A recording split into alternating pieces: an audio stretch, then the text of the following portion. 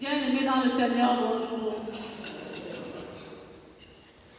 Je suis reconnaissante à Dieu le Père qui a bien voulu m'utiliser aujourd'hui pour le message qu'il a à nous adresser. Ma reconnaissance va également à l'endroit du Conseil d'anciens à travers le révérend qui a bien voulu nous confier cette mission. Le texte d'aujourd'hui, la prédication d'aujourd'hui, tirée des 3 textes que nous venons de lire, entre dans la logique de la nativité de notre Seigneur Jésus. Pour autant, nous avons choisi orienter la thématique non pas sur la nativité, mais sur l'obéissance. Pour cela, nous nous sommes appuyés sur les textes du Nouveau Testament, à savoir l'Épître de Romains et l'Évangile selon Matthieu, Matthieu 1, les versets 18 à 24.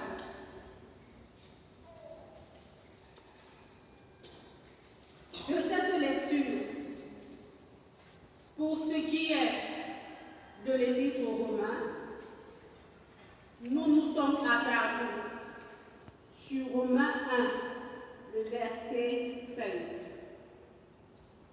En effet, il parle du ministère de Paul, développant qu'il a reçu la grâce et l'apostolat pour mener le peuple à l'obéissance de la foi en Jésus-Christ. Mettant ainsi en lumière la mission divine de Paul en termes d'apôtre et l'objectif suivant: accomplir l'appel de Dieu en suscitant la foi et l'obéissance en Jésus-Christ, le Fils de Dieu ressuscité. Ce verset souligne que la mission de Paul est un don de Dieu pour conduire les nations à reconnaître Jésus-Christ. Pour davantage comprendre, décomposons le dit verset. Premièrement, par lui, j'ai reçu le don d'être apôtre, où nous avons reçu la grâce et l'apostolat. Paul insiste ici sur l'origine divine de son ministère.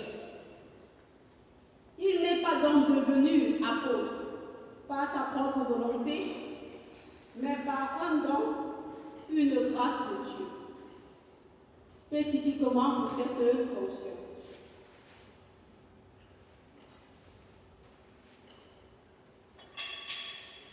Deuxièmement, pour l'honneur du Christ.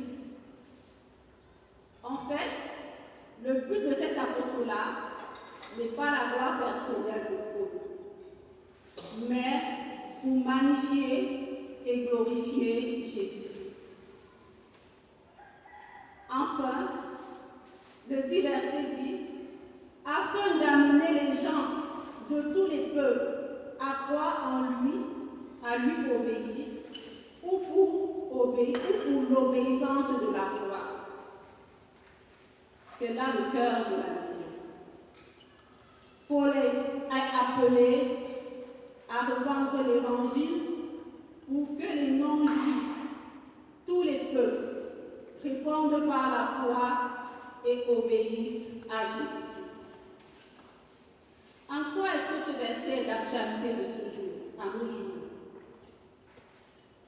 Nous, qui sommes engagés dans la foi, le Seigneur nous rappelle notre mission, celle d'impacter par l'Évangile, à travers nos actes, nos paroles bienveillantes, la vie des personnes qui nous entourent. L'objectif ici étant que tous reconnaissent et obéissent à Jésus-Christ. Aussi, il est important pour chacun de nous d'identifier le don qu'il a reçu de Dieu. C'est par la mise en application que forcément nous allons influencer la vie des uns et des autres. Comment identifier et développer ce don sera certainement l'objet d'un enseignement que nous aurons dans notre communauté dans les tout prochains jours. Répondre présent à l'enseignement ou à la convocation pour cet enseignement sera également pour nous, chrétiens de la communauté rurale malheureuse, une marque d'obéissance à l'endroit de notre Seigneur Jésus. Si l'extrait de Romains évoque la résurrection de Jésus-Christ, l'évangile de Matthieu du jour met un accent sur la naissance de celui-ci. Toutefois, il met en exergue, il montre l'attitude de Joseph qui va allier, associer le respect à l'endroit de Marie et l'obéissance à Dieu. Il faut noter que lorsque nous parlons de respect, nous voyons la bienveillance, nous voyons l'attention que nous portons à l'autre pour nous assurer que celui-ci ou celle-ci soit bien dans sa peau, soit bien dans son être. Il faut noter également que le respect encourage la paix sociale. L'obéissance, quant à elle, c'est tout simplement de faire ce qui nous est demandé, ce qui nous est recommandé. Si nous revenons dans le cadre du texte de l'évangile du jour, nous voyons bien que Joseph, un homme juste, envisage de rompre discrètement ses fiançailles pour protéger Marie par amour afin d'éviter qu'elle ne soit lapidée comme l'exigeait la tradition. En effet, dans l'ancien temps, une jeune femme ne pouvait pas être enceinte sans être mariée. Et le fait pour Joseph de rompre les fiançailles devait être préjudiciable pour la vie de Marie, raison pour laquelle il a décidé de le faire secrètement pour pouvoir la préserver. Seulement, en chemin, pendant qu'il réfléchit, un ange lui apparaît en rêve pour lui révéler la vérité. L'enfant est le Messie et tu dois l'appeler Jésus. Ce passage souligne l'action de Dieu entrant dans une histoire humaine. Le rôle de Joseph comme père adoptif et l'accomplissement des prophéties bibliques, invitant à l'écoute et à l'accueil de la nouveauté divine. Joseph obéit à Dieu en prenant Marie pour femme et ne la connut point avant la naissance de Jésus. À cet effet, nous pouvons dire que Joseph a compris que Marie était consacrée à Dieu et ne devait pas être souillée pendant l'accomplissement de sa mission divine. Est-ce qu'aujourd'hui, on peut voir un couple, pour une raison quelconque, le mariage est célébré? Les jeunes époux vivent ensemble pendant 9 mois sans que l'époux n'essaye de consommer le mariage. Joseph a compris que Marie s'était dévouée à Dieu et il fallait qu'il la respecte pendant la période de sa mission, celle de porter l'enfant Jésus et de le mettre au monde.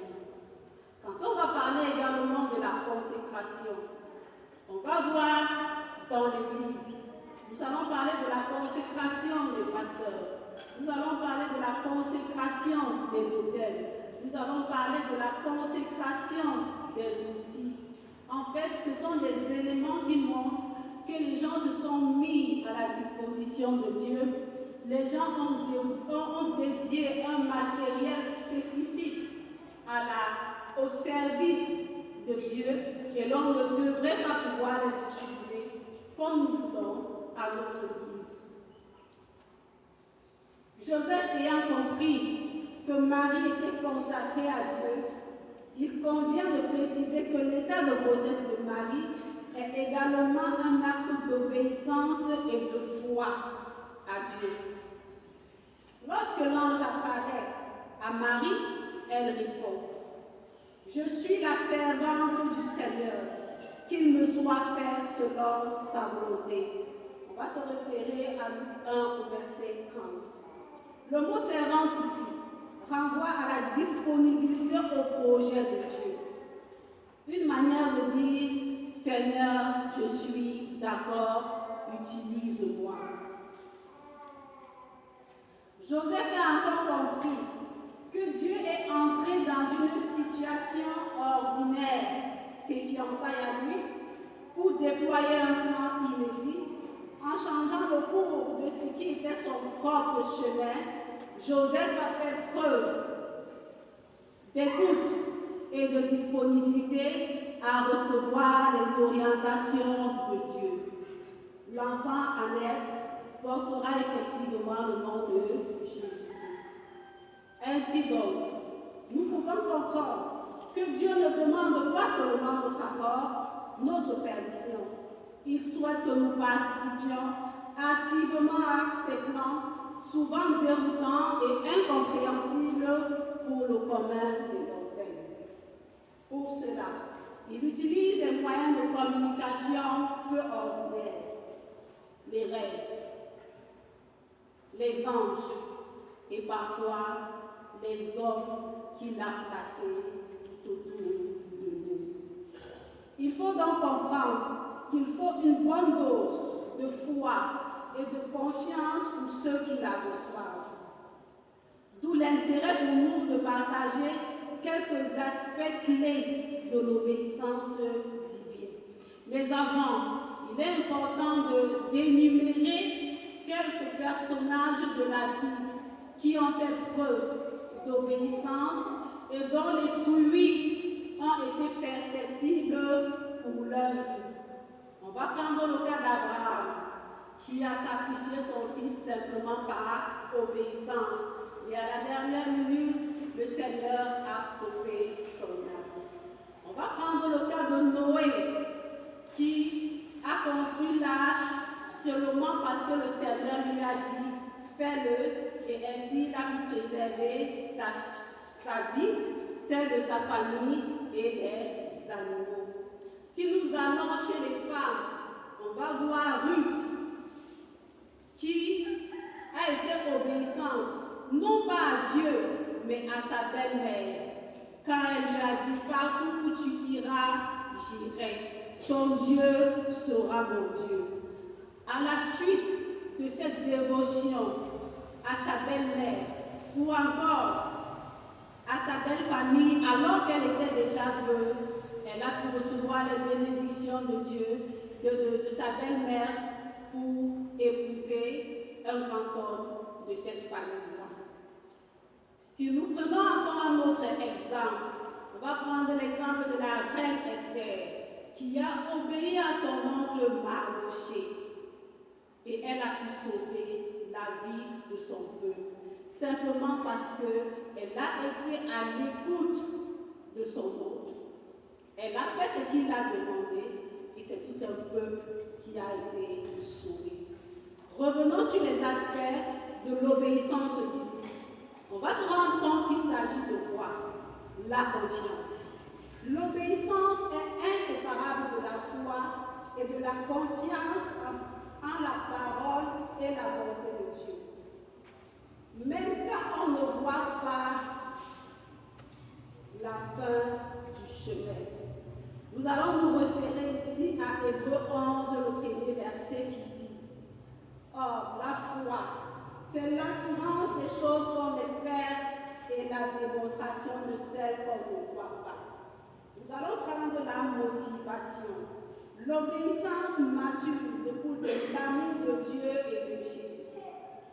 Pas de l'obligation ou de l'intérêt personnel. Nous allons faire référence ici à Jean 14, le verset 15 qui dit: Si vous m'aimez, vous garderez mes commandements. Le troisième aspect clé que nous allons évoquer, c'est l'action. L'obéissance se manifeste par les actions concrètes, pas seulement par la parole. En s'appuyant sur Jacques 1, le verset 22, nous pouvons lire ceci: Pratiquez la parole et ne l'écoutez pas seulement, en vous induisant de faux raisonnements. Ensuite, nous avons le sacrifice. Elle peut demander de renoncer à son confort, à sa sécurité ou à ses propres désirs. Matthieu 16, verset 24 nous dit: Alors Jésus dit à ses disciples: Si quelqu'un veut venir après moi, qu'il renonce à lui-même, qu'il se charge de sa croix et qu'il me suive. Enfin, nous parlerons des bénédictions. La bénédiction est la clé pour recevoir les promesses divines et espérer. La bénédiction est la clé pour recevoir les promesses divines et prospérer. Nous allons nous appuyer sur le texte de Deutéronome 28 que je vais inviter un frère à lire pour comprendre la pertinence des bénédictions lorsque nous nous engageons à obéir à Dieu. Deutéronome 28, s'il vous plaît.